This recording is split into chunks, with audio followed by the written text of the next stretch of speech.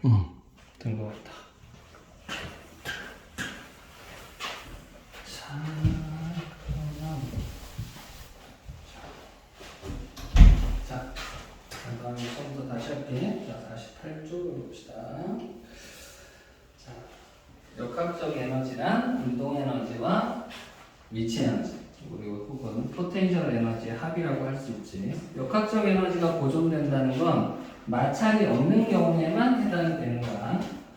자, 첫 번째 실험을 보면, 자, 우리 가멸지라는 걸 이용을 했는데, 우리가 지우개로 열심히 종이에 묻은 흡연을 지우다 보면 종이가 따뜻해지는 걸 느낄 수 있어. 감각으로도 확인할 수 있지만 정확하게 알기 위해서 이 실험에서는 가멸지를 이용했다. 자, 가멸지라고 하는 건 열이 발생하여 온도가 상승했을 때 색깔이 변하는 종이라고 생각하면 돼. 그럼 마찰력이 존재하는 상태에서는 수레가 운동을 하다 보면 마찰력에 의해서 열이 발생하게 되고 그 열도 에너지이기 때문에 역학적 에너지 보존이 되지 않고 역학적 에너지와 열 에너지를 합한 값이 보존이 되는 거야. 자, 열 에너지의 정의는 온도를 변화시키거나 상태를 변화시키는 에너지다. 이렇게 우리가 정의를 내리고 있어. 이 정의가 어떻게 적용이 되느냐 하면 얼음에다 열을 주면 물이 뜨고 물에다가 열을 주면 또 물이 끓지 수증기가 되지. 그리고 물에다가 약간의 열을 주면 온도가 증가하는 걸 볼 수 있지. 그래서 열의 출입에 따라서 물질의 상태가 변화될 수도 있고 온도가 변화될 수도 있어. 근데 중학교 때 그건 배웠을 거야. 상태 변화하는 동안에 온도는 변화를 하나? 못해, 그치? 왜냐하면 상태 변화하는데 에너지를 다 쓰기 때문이다. 이렇게 우리는 배웠지? 상태 변화하는 과정에서 열을 다 쓰기 때문에 온도 변화는 되지 않아. 근데 여기서 내가 열을 쓴다고 표현했는데 열을 쓴다고 열이 없어지는 건 아니야. 에너지가 없어지는 건 아니야. 그 에너지가 다른 형태의 에너지로 바뀌는 것 뿐이지. 자, 그러면 이 상태 변화할 때 에너지의 출입과 관련해서 우리 태풍이라는 게 있어. 자, 위도, 영도, 적도야, 적도. 자, 적도는 다른 위도인 지역에 비해서 단위 면적당 받는 태양 복사 에너지의 양이 훨씬 많아. 자, 이렇게 배웠을 거야. 자, 우리가 조명 중에서 후라시가 있죠, 후라시. 후라시를 이렇게 비추면 종이에 요 면적 안에 후라시에서 나오는 모든 빛들이 다 요 면적에 들어가. 근데 내만 아냐? 랜턴이라고 할까? 랜턴을 기울여 비춰보자. 기울여. 이렇게 비춰보자. 그러면 얘가 들어오는 면적이 이렇게 넓어져. 그럼 같은 면적에 받는 빛 에너지가 이 경우가 훨씬 더 많은 거잖아. 그래서 적도지방은 태양의 고도가 높기 때문에 항상 같은 면적 안에 들어오는 태양 복사 에너지 양이 많아. 그런데 적도에서는 태풍이 안 생겨. 어디서 생기느냐? 적도 근처에 또 육지에서는 안 생겨. 바다에서만 생겨. 그럼 우리는 이제 물과 관련이 있다고 생각을 해야 되는 거지. 그럼 적도지방에서 온도가 높아. 자, 여기 물의 온도가 높아져. 그러면 물론 물이 서서히 온도가 올라가겠지. 온도가 올라가면 온도라는 건 평균적인 입자들의 운동 에너지 크기를 얘기하는 거거든요. 그러면 증발도 같이 일어나야죠. 그럼 증발이 일어나면 열 에너지를 흡수하여 수증기가 되는 거란 말이야. 그럼 수증기가 된 상태에서 여기가 매우 온도가 높으니까 주변보다 상승 기류가 만들어지고 그러면 수증기가 위로 올라가겠지. 그러면서 중3 과정에서 배웠겠지만 그러면서 어떤 일이 생기느냐? 상승 기류가 돼서 올라가다 보니까 단열 팽창이라는 걸 하지. 공기덩어리의 부피가 커진다. 왜? 주변의 기압이 낮아지니까. 그러면 공기덩어리의 부피가 커진다는 건 이 공기덩어리가 올라가면서 주변의 공기덩어리를 밀어내는 거거든. 일을 하는 거야, 일을. 그럼 일을 했으니까 이 공기덩어리는 온도가 어떻게 돼야 돼? 일을 했으니까 에너지가 감소해야지 온도가 떨어져. 그러면 이슬점에 도달하고 그래서 구름이 생기는 거야. 근데 열을 받아 수증기가 됐는데 얘가 올라가면서 단열 팽창에 의해서 다시 온결을 해서 물방울이 되네? 그러면 얘가 수증기가 될 때까지 받은 그 열 에너지는 이제 물방울로 다시 바뀌니까 그만큼 에너지를 방출해야 되거든? 바로 그 방출하는 에너지가 태풍의 에너지원이야. 근데 왜 적도에서는 생기지 않느냐? 태풍은 소용돌이지, 그치? 소용돌이. 근데 이게 코리올리의 힘 혹은 전향력이라고 부르는 힘인데 지구가 자전하기 때문에 생기는 힘이거든. 그래서 회전을 하기 시작하는 건데 적도에서는 그 힘이 안 생겨. 그러니까 적도에서는 태풍이 안 만들어지고 그 주변 해역에서 만들어진다. 그래서 뭐 북이 5도, 남이 5도 뭐 이런 데서 주로 태풍이 만들어져. 뭐 그거 말고도 열에너지 아까 우리 금방 얘기했지만 구름을 만들잖아. 그러면 비가 내리기도 하겠지? 그러니까 우리가 겪고 있는 모든 기상현상들은 사실 열에너지와 관련이 있다. 바람도 마찬가지야. 열에너지를 불균등하게 받았어. 그러면 여기는 열에너지를 많이 받았고 여기는 에너지를 적게 받았다고 해보자. 태양 복사 에너지를. 그러면 이쪽에서는 에너지를 많이 받았으니까 온도가 높아져. 여긴 덜 높아지지? 그럼 이쪽은 상승을 하는데 이쪽은 상대적으로 온도가 낮으니까 밀도가 커서 하강을 한단 말이야. 그럼 여기는 상승, 여기는 하강. 그러면 이렇게 바람이 불게 되는 거지. 그래서 고기압에서 저기압으로 바람이 부는 것도 역시 열에너지와 관련이 있다. 이렇게 생각해 주면 돼. 자, 그러면 우리가 지금 열기관에 대해서 배울 건데 이제 역학적 에너지 외에 열에너지까지 배웠으니까 열로 일하는 장치에 대한 이해가 좀 필요해. 자, 열로 일을 한다. 우리 어디서 봤나 이런 거? 열로 일하는 장치 어딨나? 너희 오늘 뭐 타고 왔어?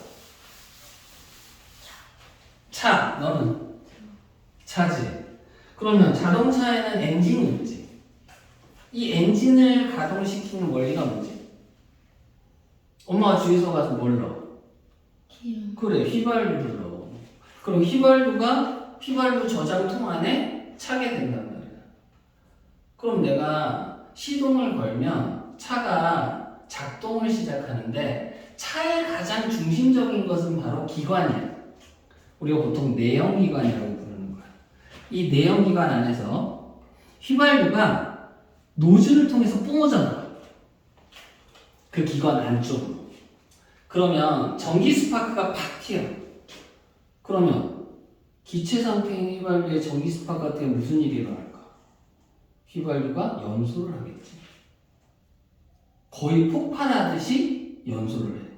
그럼 그 안에 있는 공기는 온도가 갑자기 높아지니까 부피가 확 늘어날 거 아니야. 그러니까 위에 있는 피스톤을 위로 들어 올린단 말이야. 바로 열로 일하는 장치가 바로 대표적으로 자동차의 내연기관이야. 열로 일하는 장치. 우리가 열로 일하는 장치를 열기관이라고 불러. 근데 열기관을 또 이렇게 표현하는 사람도 있어. 내연기관이다 이렇게 표현하는 사람이 있어. 자, 내연은 뭐냐? 안에서 연소를 시킨다는 뜻이야. 그럼 내연기관이 있으면 외연기관도 있겠네?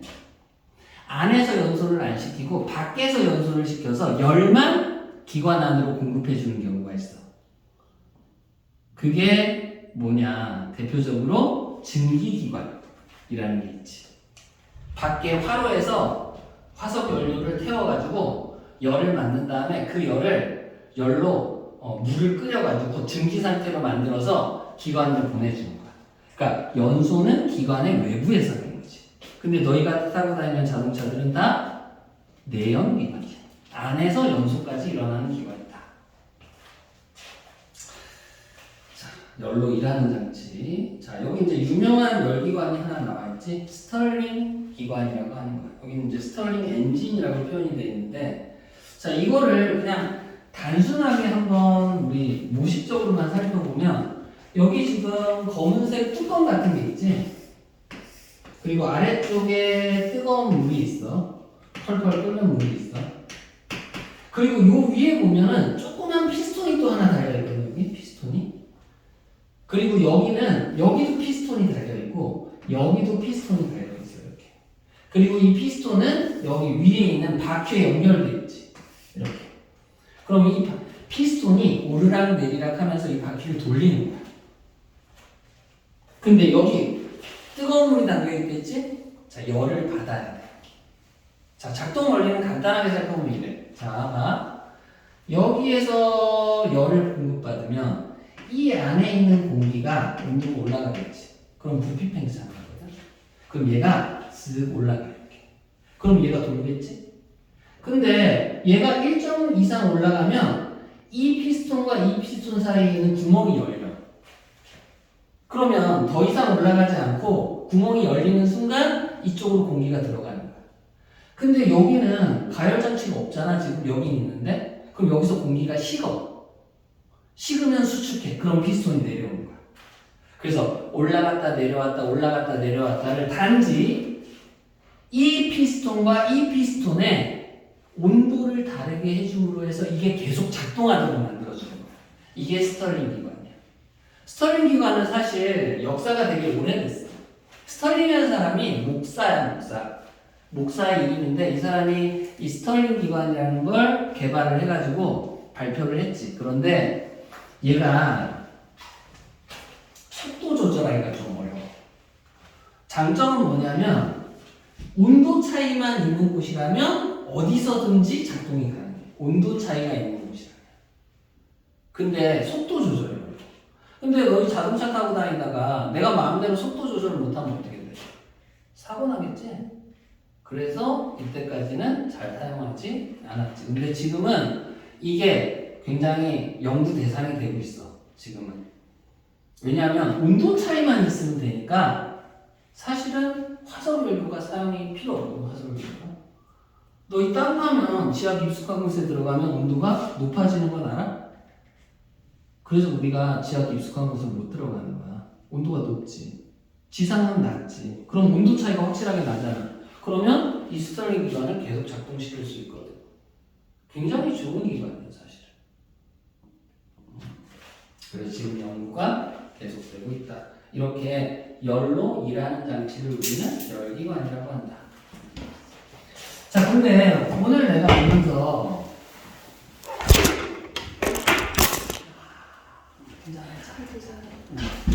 네가 앞쪽으로 앉아. 앞쪽으로 앉으면 너도 덜 위험할 것 같아. 다시 세우자. 앞쪽으로 앉아.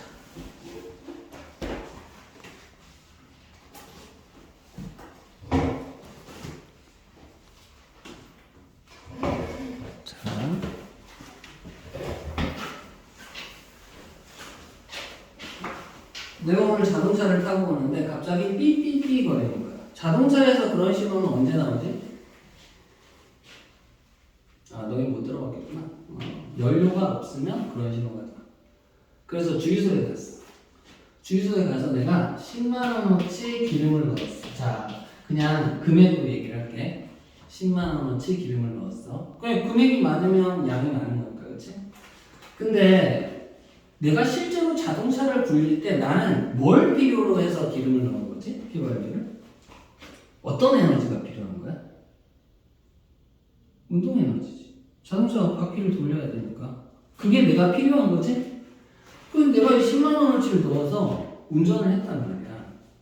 근데 내가 주행을 쫙 하고 나서 내가 도대체 얼마의 운동 에너지를 얻었을까라고 계산을 해보니까 25,000원어치의 운동 에너지만 얻은 거야. 그럼 나는 얼마의 효율을 가지게 된 걸까? 10만원을 넣었는데 25,000원어치만 내가 원하는 형태의 에너지로 얻은 거야. 어떻게 되지 이게? 0.25가 되는 거지. 그럼 나머지 75,000원은 어떻게 됐을까? 그만큼의 휘발유는? 너희 자동차 타고 다니다가 있잖아. 자동차 본네트에 손 한 번 얹어봐. 혹시 얹어본 사람 있나? 따뜻해. 즉 내가 넣은 10만원의 기름이 내가 원하는 운동에너지로만 바뀌는 게 아니라 열에너지로도 바뀌어. 그리고 또 자동차 시동 걸면 부릉부릉 소리 나지? 소리 에너지로도 바뀌는 거야. 그러니까 내가 필요 없는 에너지, 나는 싫은데 75,000원은 지금 다른 에너지로 바뀐 거거든. 그럼 이건 내가 원하는 게 아니잖아. 원하는 건 이거거든. 그래서 내가 투입한 것에 대해서 내가 원하는 형태로 바뀐 거 있지? 이게 투입한 것에 대해서 원하는 형태로 바뀐 거. 이 비율을 열효율이라고 해요. 열효율. 혹시 자동차에 그거 자동차 보면은 뒷좌석 창문중인가 아니면 뒷창문인가 이렇게 요런 딱지 붙어 있는 거 혹시 본 사람 있나? 어떻게 요렇게 돼가지고 이렇게 나뉘어져 있고 여기에 이런 식으로 바늘이 이렇게 표시되어 있는 요 스티커 같은 거 있어. 여기 보면 요쪽은 빨간색이고 이쪽은 빨간색. 여기는 빨간색. 여기는 주황색.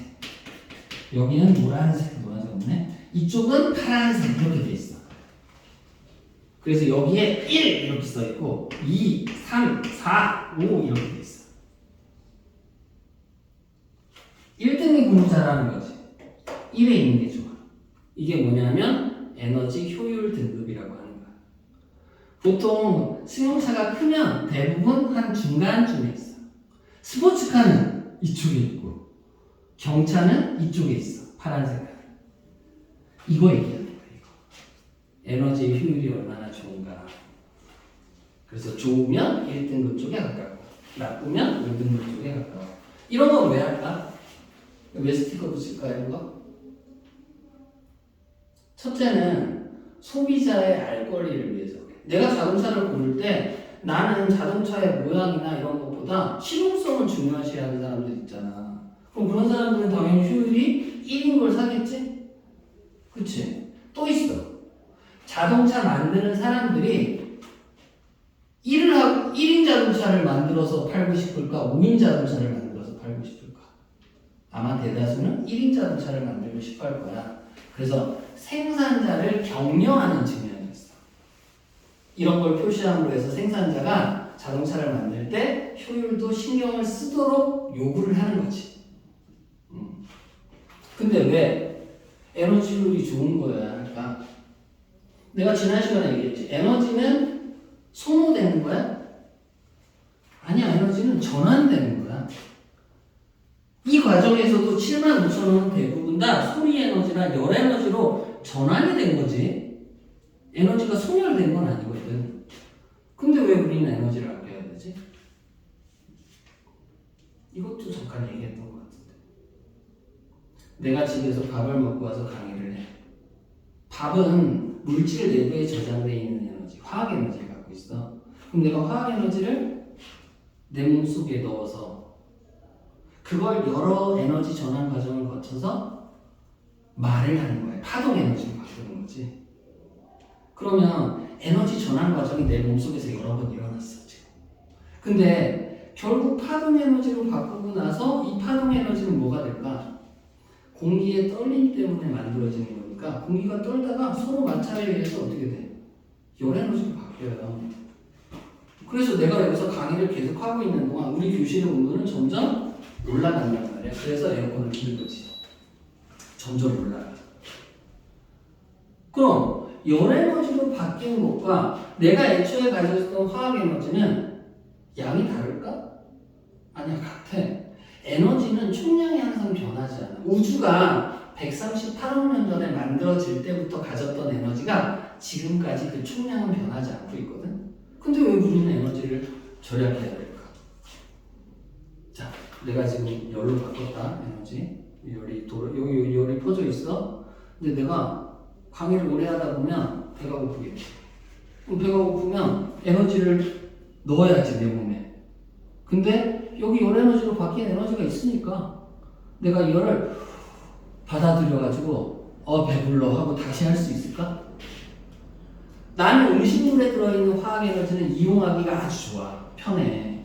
그런데 흩어져 버린 열 에너지는 이용하기가 힘들어. 즉 에너지가 소멸돼서 에너지를 절약해야 되는 게 아니야. 에너지가 전환되는 과정에서 내가 사용하기 어려운 에너지로 전환이 되기 때문에 그런 거야. 에너지의 총량은 보존이 돼. 즉 이걸 에너지 보존 법칙이라고 해.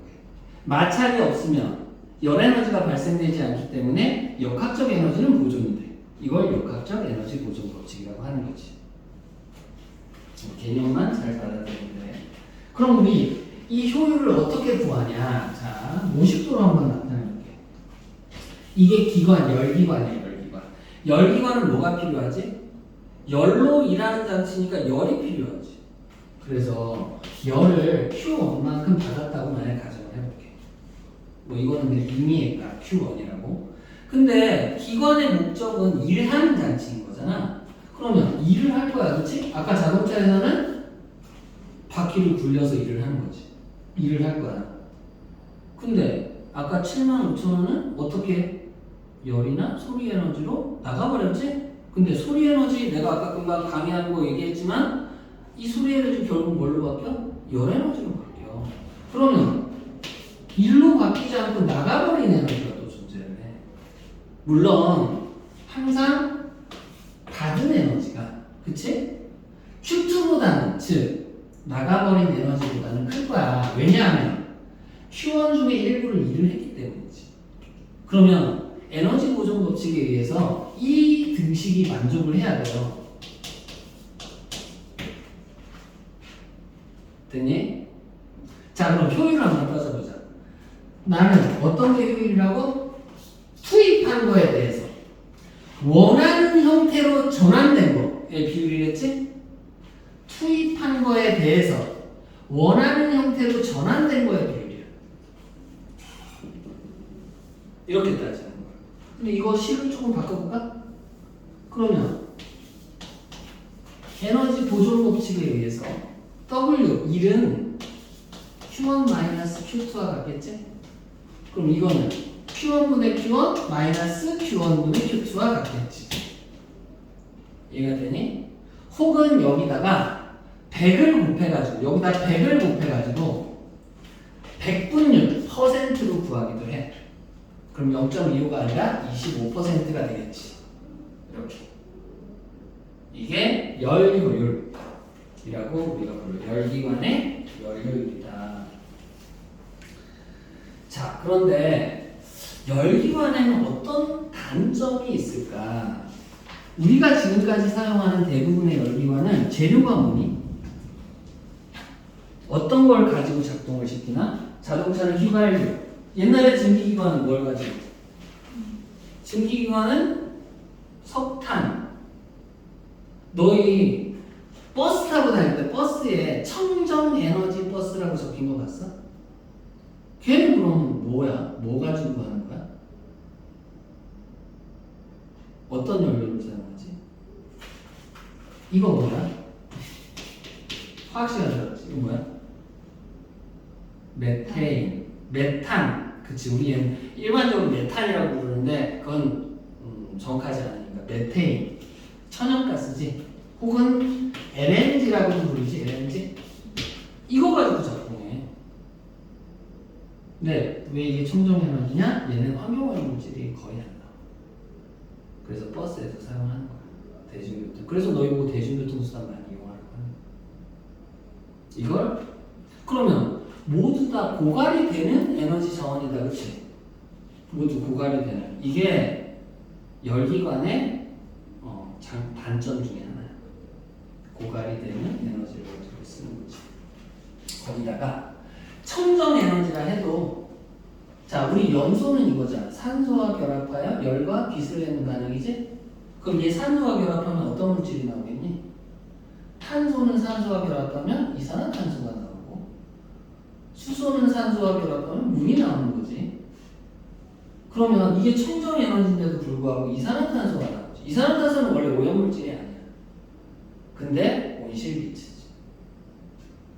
그러니까 지구온난화를 일으킬 수 있다는 문제점도 가지고 있어. 나중에 너희가 연료전지나 태양광 전지의 효율을 배우면 훨씬 더 이산화탄소조차도 안 나오는 그런 연료도 있어. 자 그러면 여기 이제 마지막으로 우리 연구기관을 배울 건데, 연구기관은 두 가지 종류가 있고, 이 두 가지 종류를 해석하기 위해서는 연력학 법칙을 두 가지를 알면 편해. 첫째, 우리 배웠어. 이거. 첫 번째 법칙이야, 이게. 연력학 1법칙. 뭐냐? 에너지는 보존이 된다. 에너지 보존 법칙. 1법칙. 그 다음에 두 번째도 우리 얘기했어. 뭐야? 모든 에너지는 어떻게 전환이 돼? 어떤 에너지로 전환이 되니? 내가 먹은 음식물 화학 에너지도 지금 열 에너지로 바뀌고 있지? 자동차가 갈 때도 본네트가 뜨거워져 열 에너지로 바뀌고 있지? 모든 에너지는 에너지 전환 과정에서 대부분 다 열 에너지로 전환이 돼. 이게 바로 연력학 2법칙의 다른 표현이야. 이 법칙의 원래 표현은 이거야. 엔트로피가 증가하는 방향으로 모든 에너지는 흐른다라고 하는 거야. 근데 그거는 엔트로피라는 말은 안 써도 좋아요. 자, 그런데 이 연력학 법칙을 위배하는 기관이 있어.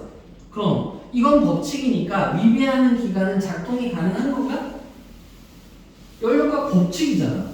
법칙은 예외가 있으면 안 되잖아. 그럼 이걸 위배하는 기관이 있다는 말은 그 기관은 실현 불가능하다라고 봐야 되는 거야. 자, 뭔지 보자. 그림 봐. 첫 번째로 계속 도는 숫자. 자, 이건 뭐냐면 위에서 물이 흘러내리면 이 숫자를 돌린다. 그러면 안쪽에 관해서 밑에 있는 물을 끌어올려. 그러면 흘러내려간 물만큼 끌어올리게 되는 거지. 그러니까 흘러내려가는 물은 이렇게 생각할 수 있어. 포텐셜 에너지, 즉 미치 에너지가 감소하면서 이 숫자에게 일을 해주는 거야. 그만큼. 이거는 위배가 안 돼, 그렇지? 그리고 이 숫자가 돌아가는 과정 속에서 안에 있는 스크류가 밑에 있는 물을 똑같은 위치까지 끌어올려주는 거지. 언뜻 보면 이게 말이 되는 것 같아. 근데 조금만 생각해보면 말이 안 돼. 왜냐면 아까 우리 이거 내가 받은 에너지는 해준 일과 그 다음에 나간 에너지의 합과 같다 그랬지? 그치? 근데 이거를 이렇게 바꿔볼 수 있거든? 그러면 내가 에너지를 받았어? 근데 원래 내가 가지고 있던 에너지는 바뀌지 않았다고 생각해보자. 얘 지금 자기가 원래 가지고 있던 에너지가 바뀌는 거야? 물이 내려간 만큼 물을 끌어올려주는 거잖아. 원래 자기가 가졌던 에너지가 안 바뀌었어. 그치? 그러면 Q1을 그대로 가지고 있는 거야. 그치? 맞지? 외부에서 공급해준 일이 없거든? 봐봐. 외부에서 뭔가 에너지를 줬어? 안 줬어. 자, 이렇게 다시 해볼게. 자, 외부에서 받은 에너지가 없어. 0이야.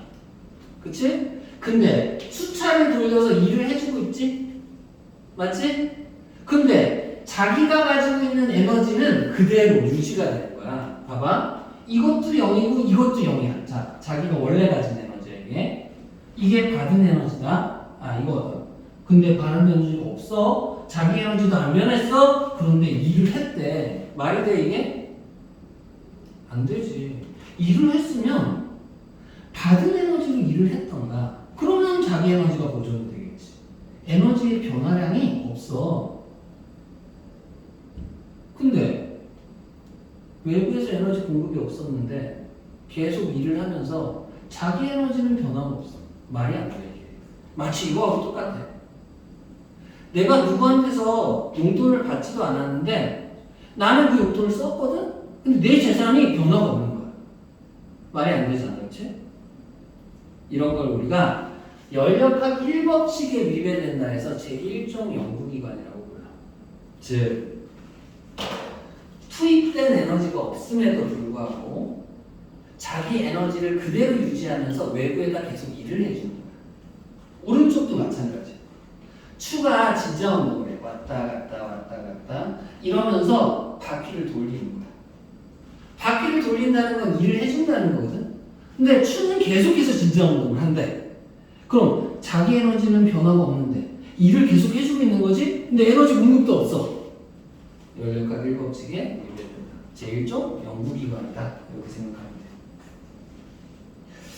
자, 그러면 제2법칙이 뭐였지? 2법칙? 엔트로피 증가 혹은 모든 에너지는 열로 전환된다. 그럼 열 에너지가 가진 특징은 고온에서 반드시 저온으로 이동하는 에너지거든? 근데 거기 봐봐. 자, 배가 있는데 이 배의 엔진이야. 근데 이 배가 바닷물을 받아들여. 그럼 이 바닷물에서 열을 빼앗아서 이걸로 일을 하고 그 다음에 차가워진 바닷물을 외부로 보내는 거야. 연력학 1법칙에는 위배가 안 돼. 왜냐하면 바닷물에 있는 열을 흡수하여 그걸로 일을 했으니까 이건 연력학 1법칙 에너지 보존 법칙에는 위배가 안 돼. 왜냐하면 이렇게 계속 작동을 하면 바닷물의 에너지는 작아지는 거지. 계속 온도가 낮아지면서 넌 그만큼 일했으니까 되는 거야. 1법칙에는 위배가 안 돼. 즉 1종 연구기관은 아니야. 그런데 여기 문제가 하나 있어. 자, 엔진의 온도가 높을까? 바닷물의 온도가 높을까?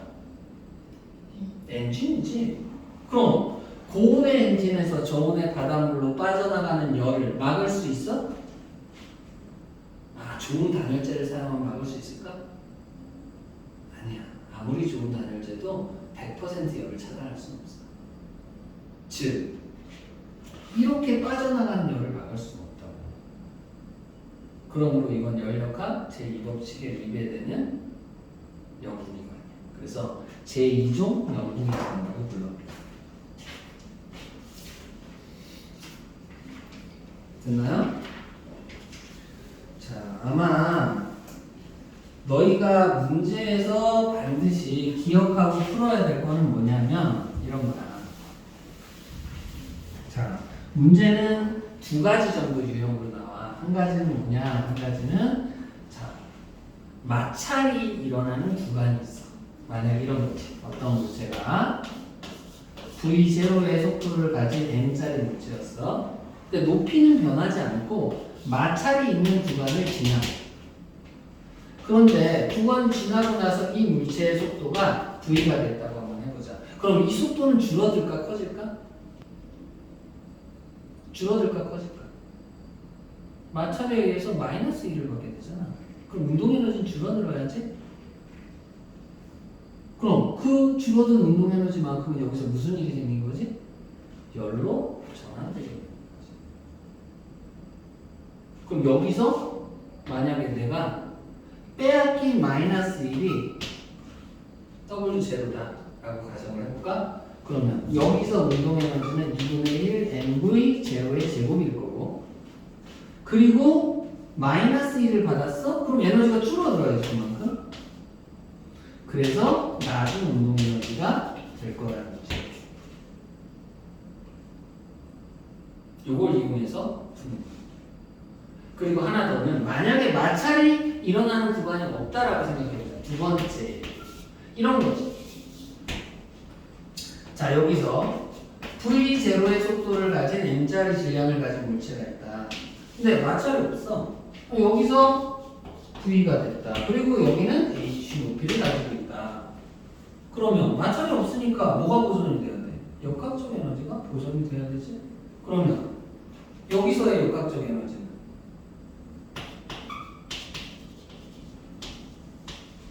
그리고 요거지. 근데 여기서의 역학적 에너지 도로지 이것밖에 없다는 거지. 마찰이 없으면 역학적 에너지 보죠.